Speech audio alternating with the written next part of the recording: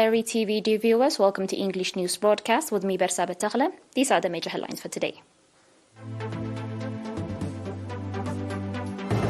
Voluntary blood donation by members of the Eritrean police. Successful student summer work program in the central region. Russia holds Nord Stream 1 gas flow to Europe again.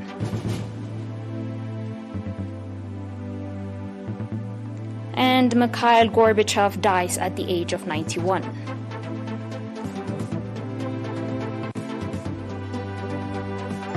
On your local news, staff members of the Eritrean police from the headquarters and branches voluntarily donated blood on 30 August with the objective to enrich the national blood transfusion service as well as to save lives with their renewable blood. Mr. Taghla Habte, chairman of the voluntary blood donors branch at the Eritrean police headquarters, and Mr. Mebrahatu Tesfalidet, secretary of the branch, indicating that the staff members have been voluntarily donating blood regularly since 7 years ago and sometimes occasionally, said that they will strengthen organizational capacity and continue the donation. Mr. Mahari Abraha, head of blood donation service at the National Blood Transfusion Service, commending the initiative the Eritrean police took to save lives through their renewable blood, called on others to follow the noble example.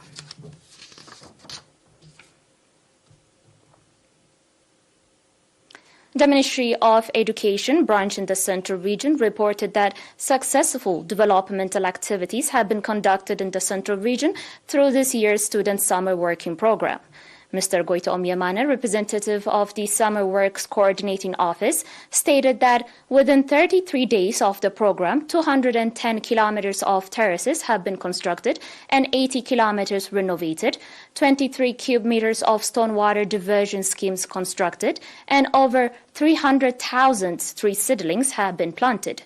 Mr. Goitom also said that the students have also renovated over 3 kilometers of dirt road that has been damaged due to flooding. Likewise, 468 students have cleared over 20,000 documents of the Research and Documentation Center, and 120 students participated at the traffic safety activity. In this year's Student Summer Work Program in the Central Region, over 6,000 students, 124 coordinators, as well as 81 agricultural experts took part. On your last local news, the residents of Asneda Semi-Urban Center, Asmat Subzone, are conducting popular campaign to renovate the water sources in their area that have been damaged due to flooding. According to Mr. Umar Mohammed Ali, administrator of the Semi-Urban Center, 400 people are daily participating at the popular campaign to renovate the water sources that are the main water sources for over 40,000 residents and a number of institutions. Mr. Usman Adam, administrator of the subzone, on his part, called for the machinery support with a view to permanently address the supply of potable water to the public. The residents, on their part, expressed readiness to strengthen participation in the popular campaign until the completion of the renovation process.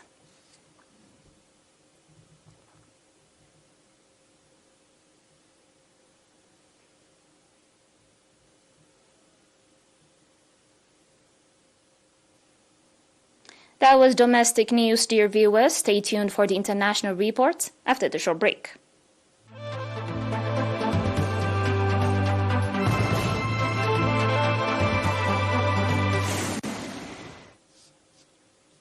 Welcome back.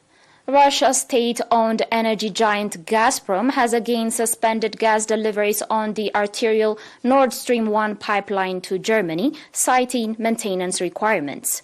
The suspension is the latest in a series of halts to gas supplies that have contributed to an ongoing energy crisis in Europe in the wake of the Russian invasion, which began on February 24. Gazprom said today that supplies via Nord Stream 1 were completely stopped for preventive work at a compressor unit. Gazprom also said that the issue was the result of a key turbine being blocked from delivery to Russia because of Western sanctions. On the other hand, Germany has accused Moscow of using its energy resources as a weapon.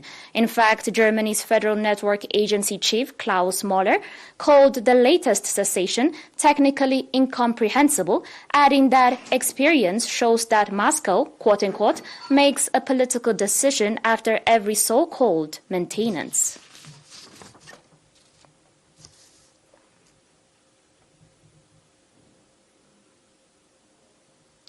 On today's last report, Mikhail Gorbachev, who ended the Cold War and was the last leader of the Soviet Union, has died at the age of 91. Russian news agency reported citing medical sources.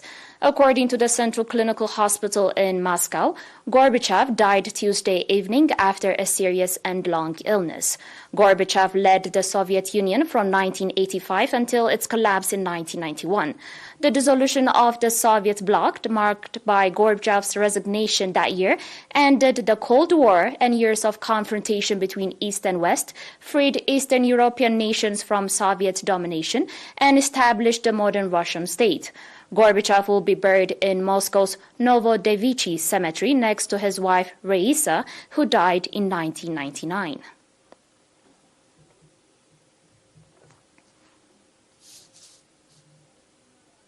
Dear viewers, you're still watching ERi-TV, and now recap of the major headlines. Voluntary blood donation by members of the Eritrean police.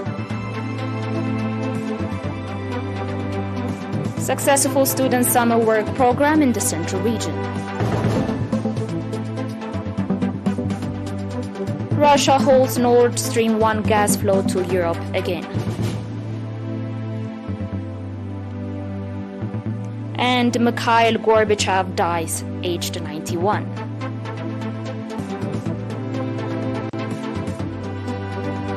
Dear viewers, that was it for today. Thanks for watching and have a good one.